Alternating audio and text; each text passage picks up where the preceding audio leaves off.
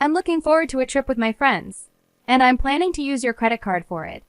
Suddenly, Gary called me out of nowhere. I had noticed that he'd been coming home late for the past few weeks. He was secretly talking to Deborah on the phone and seemed nervous at home. I wondered if he had been planning something all this time. I had a feeling that Gary and Deborah might be up to something together. Luckily, I was ready for anything. Maybe I should act surprised when he mentions it. "What do you mean by mine?" I asked for clarification. I already knew Gary was planning to leave for a trip today. Honestly, it's hard to believe. If he thinks he can deceive me, I wish he had made a better plan. I had been patient up until today, but now I felt a strong desire to retaliate.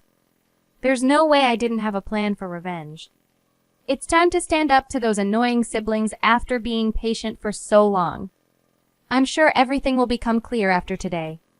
I hope they enjoy their trip, not knowing that one of their travel companions is working with me. My name is Marie Ferleo, and I'm 31 years old. I live in a house with my husband, Gary. Right after finishing high school, I started working at the company I'm still with today. After gaining some experience and being recommended by my boss, I earned several certifications. In this company, certifications and a solid track record mean you're valued highly. I got a leadership position at the age of 19, which was quite young for such a role. Even though it was just a lead position, I secretly hoped to become at least a department head one day. After a while, a few new employees joined the company, including Gary. Even though I'm younger than him, I hold a higher position at work. I was tasked with training 3 new employees, including Gary. "Marie, you're about the same age as us, aren't you?" he asked. "And you're already a supervisor." "That's impressive." "Yes, I'm probably a year younger or so," I replied. "I've been working here since I left high school, so I've gathered quite a bit of experience." Gary often praised my early career planning, which was flattering. Eventually, he began showing interest in me, and although I was hesitant at first, I found myself falling for him. Our relationship developed in a typical fashion, enjoying dinners out and drives until we decided to move in together. Living with Gary, I noticed his untidy habits, but thought it was his way of being comfortable around me, so I didn't fuss over it. After some time, Gary proposed, and I accepted. We then started to plan our future together. Gary suggested, "I'd like you to quit your job and stay at home. I'll work, and you can take care of the house. We should also start thinking about having kids soon, and I'm eager to buy a house and plan our wedding. How about we go for wedding house, then kid? What do you think?" "Gary, your plan sounds nice, and I'm not too concerned about the order, but we need to think about our finances," I responded. "I don't intend to leave my job, even with kids in the picture. We should be flexible. Buying a house might put a strain on our budget." "I understand," he said, "but it bothers me that you earn more. I was hoping we could get a house right after the wedding." "That might be difficult, given our financial situation. Let's focus on managing the wedding and house for now and consider children later. We'll decide on my job then." "All right, let's do that," Gary agreed. Inwardly, I didn't want to quit my job, but I felt I had to propose this compromise to keep the peace. At our engagement party, I met Gary's family, but his sister Deborah was away and only attended the wedding. She barged into the bride and groom's room, looked me over, smirked, and remarked, "So, Gary chose you. A bit plain compared to his exes, huh? I'm Deborah, your sister-in-law. I'm someone who's straightforward with family, so just a heads up." I'm Marie. Nice to meet you," I said, introducing myself. Deborah gave a casual wave and exited the room, leaving me quite surprised by her blunt demeanor. It was clear from the start that my sister-in-law was a character all her own. Later, I met Deborah's husband, who seemed like a genuinely nice person. The wedding ceremony went smoothly, and Gary and I eventually purchased a house we both loved. With life getting busier, I dedicated more effort to my job. One day when I was busy, the doorbell rang. Gary went to answer it and returned, laughing and chatting with Deborah, who had decided to visit unexpectedly. "Hey there, Marie. Gary's doing pretty well, huh? Owning such a big house. That's good for him, being my little brother and all." "I've been working hard," Deborah remarked, making herself comfortable. "Marie, Do we have any snacks or something? My sister's here, so let's be quick, Gary urged, his tone off-putting. I sensed a change in Gary's attitude. He seemed to puff himself up in front of his sister, likely implying he was solely responsible for buying our house. Although I contributed to the down payment and mortgage, Gary insisted on having the house titled in his name. At the time, it seemed inconsequential whose name was on the deed, but his portrayal of the situation to Deborah bothered me. Nevertheless, I chose to keep the peace and not stir up trouble. Here are some snacks. Gary really puts in a lot of effort, you know, I mentioned. Why does Marie sound so authoritative? She's not the boss or anything, Deborah commented. Well, actually, I am Gary's supervisor at work, I corrected her.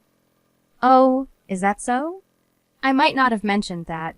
Marie was already a manager when I started. She's been working since she dropped out of high school, so it makes sense, Gary chimed in, somewhat dismissively. Wait, you dropped out of high school? You seem so dedicated, yet you're less accomplished than me, Deborah provocatively said. Is there an issue with me dropping out of high school? I asked. Not really, but Marie, since you didn't graduate from high school and I'm your sister-in-law, I guess I can ask you for anything, right? Deborah suggested, misinterpreting the dynamics. That's true, Gary agreed, emboldening Deborah's stance. Marie, whatever my sister says goes. If you don't agree, I'll have to ask you to leave the house, Gary threatened, escalating the situation unnecessarily. The conversation with my sister-in-law and her brother left me baffled. Why would Deborah think she could demand anything from me just because I didn't finish high school and she's related by marriage? And the threat of being kicked out over it sounded absurd. Was this some kind of joke? I managed a polite smile and made my escape to the kitchen, but I could still catch Gary's voice, indicating they were serious about their strange assertion. Soon after, Deborah followed me into the kitchen with a request. Hey, Marie? I need a favor. Can I borrow about $5,000? That's quite a bit of money. What do you need it for? I asked, surprised by the boldness of her request. It's just $5,000. You have a good job, right? I need it to finish paying off some renovation costs, she replied, as if it wasn't a significant amount. But didn't you just show off your new condo? I questioned. Deborah brushed off my query and insisted, saying Gary had agreed to lend her the money and directed her to me. Why would Gary promise something like that without discussing it with me first? I wondered aloud. Deborah then threatened to mess with my job unless I complied. Fine. I'll lend you the money, but we're making a promissory note for it. And bring an ID with a photo when you come to get the cash, I stipulated, wanting to ensure I had a written agreement. Deborah begrudgingly agreed, showing up the next day with the required identification. Despite her complaints, I knew having a promissory note was crucial. This whole ordeal was eye-opening regarding how much Gary was influenced by Deborah. It seemed like standing up to her wouldn't have made any difference. Later, I discovered Deborah spent the borrowed money on luxury items. After the initial loan, she became more brazen, borrowing up to $12,000 in total. Each time, I insisted on a promissory note. Just when the situation seemed to spiral, I was called into the boss's office. Not for a reprimand, but for a surprise promotion from supervisor to manager. I was absolutely thrilled. Rushing home to share my big news with Gary, who had taken the day off, I burst through the door. I'm home. Gary, guess what? Welcome back, Marie. You look really happy. What's up? He greeted me. I just had a meeting with my boss, and you won't believe it. He offered me the position of department manager. I've always dreamed of climbing up to head manager, so this step is huge for me. Wait, what? You're getting promoted? Gary's confusion was palpable. Did you accept? Of course I did. Haven't I mentioned my ambitions to you before? His reaction took me by surprise. You think I should have asked for your permission? But you know, I've always wanted to keep my career. And as for not being promoted yourself, that's something for you to address. Shortly after, Gary made a call, presumably to his sister, because she showed up not long after. So, you think you can just snatch Gary's chance at a promotion? She accused. I haven't snatched anything. Promotions at our workplace are merit-based, I explained. But she retorted, suggesting I was belittling Gary. Before I knew it, they had taken my bank card from my purse. Despite my attempts to stop them, I was outnumbered and could only watch as they left, laughing. Left alone, tears started to form. Regret filled me. I should have seen the warning signs. It was clear what I needed to do next. Find a reputable divorce attorney. Gary didn't come home that night. At work the next day, he approached me with a grin, bragging about their extravagant meal funded by me. Handing over the receipt, I was shocked to see a $1,500 charge from a high-end barbecue place, along with $4,000 from luxury bars. I wanted to confront him right there, but with more colleagues arriving, I bit my tongue. Heading home, I checked my bank account and was stunned to find $10,000 missing. The reality of my situation was clearer than ever. I needed to take decisive action. When I returned home, I couldn't hold back my frustration. Gary, how could you justify spending $8,000 of my savings on luxury outings? That was money I saved before we were even together. His response was dismissive. Just got home and you're already on my case. That money? Not sure what you're talking about, and it's too late now. It's already spent. With that, he escaped to the bathroom, leaving me fuming and more resolved than ever to end our marriage. I sought legal advice over the weekend, and in the weeks that followed, I started the divorce proceedings. Gary's behavior didn't change. He kept coming home late and rushed out whenever he had a day off. Just as I considered hiring a detective, I received a call from Scott, Deborah's husband. "Hi, is this Marie?" he asked. "Yes, this is she. It's unusual to hear from you, Scott. I was wondering, is Deborah there?" "No, she's not." "Why do you ask?" "She's been returning late and leaving early on weekends, claiming she's at Gary's." "I was just checking." "That's odd. Gary's been acting similarly." "Honestly, I stopped caring about what they do," I confessed, feeling detached from the situation. Scott seemed concerned. "I've had enough too. I've thought about divorce, but haven't been able to go through with it." I shared my story with Scott about the money I lent Deborah and everything else. He expressed sympathy and mentioned he was close to his breaking point with Deborah. "Scott, maybe we should use what's happened as evidence. It sounds like we're both in unfair situations. Let's take a stand against their selfish behavior," I suggested, hoping to empower both of us to act. Scott agreed, and we discussed collaborating on our respective divorces. He then mentioned something odd about Deborah urging him to take a long vacation, and I recalled seeing travel brochures and club cards in a shelf Gary was secretive about. After finding these items, it dawned on me they were likely planning a trip together. "Scott, it looks like they might be planning a getaway.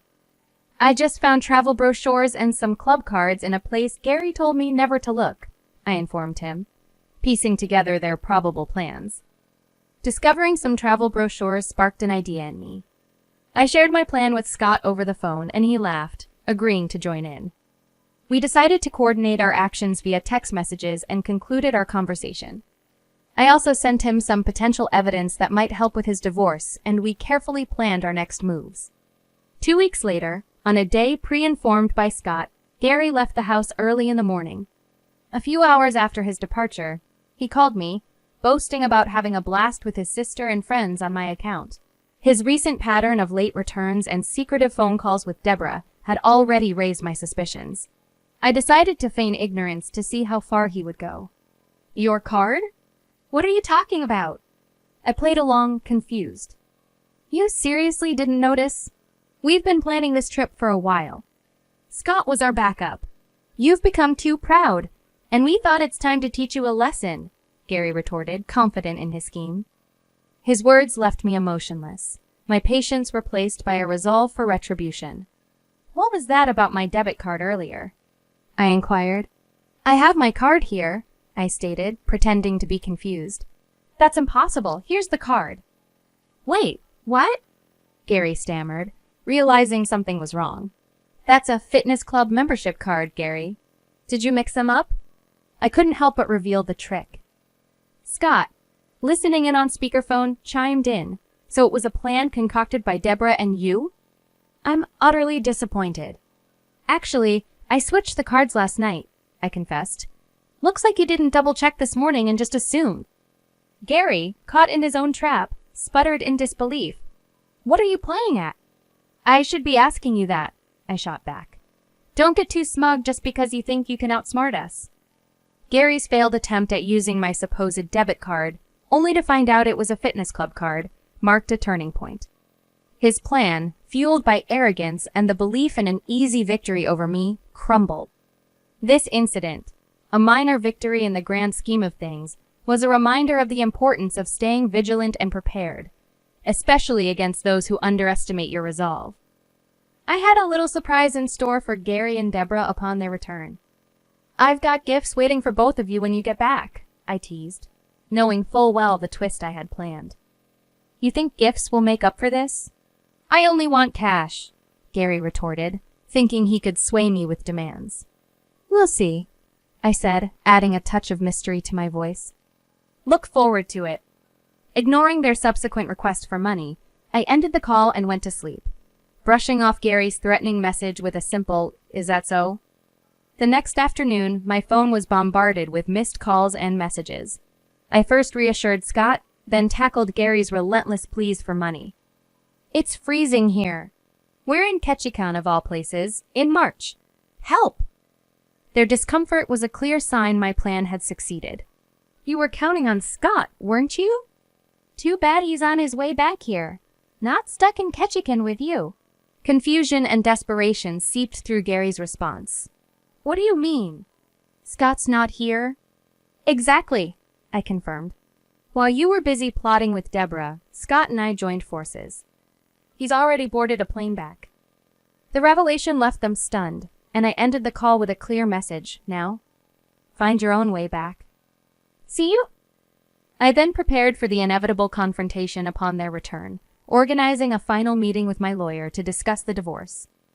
I anticipated Gary and his group's outrage, ready to face them with calm determination. As expected, upon their return, Gary and his friends stormed in, demanding explanations and threatening me with eviction. But when Scott, usually the peacemaker, raised his voice, commanding them to sit down, they were taken aback. This unexpected assertiveness from Scott marked a turning point, establishing a new dynamic that would shape our next steps. The lawyer wasted no time in distributing his business cards to Gary and Deborah, who appeared utterly bewildered by the gesture. Well, here's a special gift from us, Scott and I announced, presenting them with a stack of documents. Their confusion turned to shock as they skimmed the papers. Wait, this is about dividing property. You're not suggesting divorce, are you? Gary stammered, disbelief written all over his face. It's exactly that, a divorce, I clarified as their faces drained of color. This has to be a joke, right? Deborah attempted a laugh, looking for support from Scott, who was already heading towards the door. I've documented everything, including the call Gary made from their so-called vacation, Scott revealed, his tone serious. It's beyond clear what you've done, and I cannot go on like this. Both Gary and Deborah tried to protest, but their attempts were feeble and unconvincing. I'm entitled to half of the down payment we made on the house, the remainder of the mortgage, and the reimbursement of the savings you squandered from my single days, I stated firmly. Deborah tried to deny borrowing money or accessing my savings, but her denial crumbled when I mentioned the promissory note. Their desperate attempt to destroy evidence, Gary crushing the recorder and Deborah ripping up the document, was met with calm responses from Scott and me, explaining the futility of their actions. Even if you destroy that recorder, the data's still safe on my computer. And Deborah, that wasn't the original document you tore up, I said, revealing their short-sightedness. The claims we laid out were substantial. Gary was billed for $125,000, covering emotional damages, the down payment on the house, and miscellaneous expenses with an additional loan repayment due. Deborah faced a bill of $26,000, including the loan she acknowledged with a promissory note and miscellaneous expenses. Scott's claim against Deborah was even more significant, amounting to $110,000 for the distress she caused him and the reckless spending, all without touching assets like condos. As reality sank in, Gary and Deborah could do nothing but cry, realizing the severity of their situation and the consequences of their actions. This wasn't just a threat. It was a firm stance against their irresponsible and selfish behavior, marking a turning point for all of us. I suspected that Gary and Deborah might consider suing, given their history of rash decisions. But our sharp attorney had cleverly included a clause in the settlement documents essentially saying, if you try to sue, you'll definitely lose. No lawyer will take your case, and you'll only end up spending more money. Focus on repaying your debts instead. This tactic ensured we could resolve everything without stepping into a courtroom. After settling the matter, I collected my things and left our shared home behind. Surprisingly, news of the ordeal spread through my workplace, leading to Gary being transferred to a different branch, a move that likely saved both of us from further awkward encounters. Not long after, Gary reached out with a message that was both desperate and hopeful, suggesting we try to mend our relationship and insisting he had changed. Similarly, Deborah tried to persuade me to reconsider, hinting at the possibility of living together as if that could magically resolve the deep-seated issues between us. Their pleas fell on deaf ears. I had made up my mind. Firm in my decision, I blocked them, cutting off any chance for them to sway me. Scott, who'd become a friend and confidant through this ordeal, shared that he too had received and ignored similar pleas from Deborah.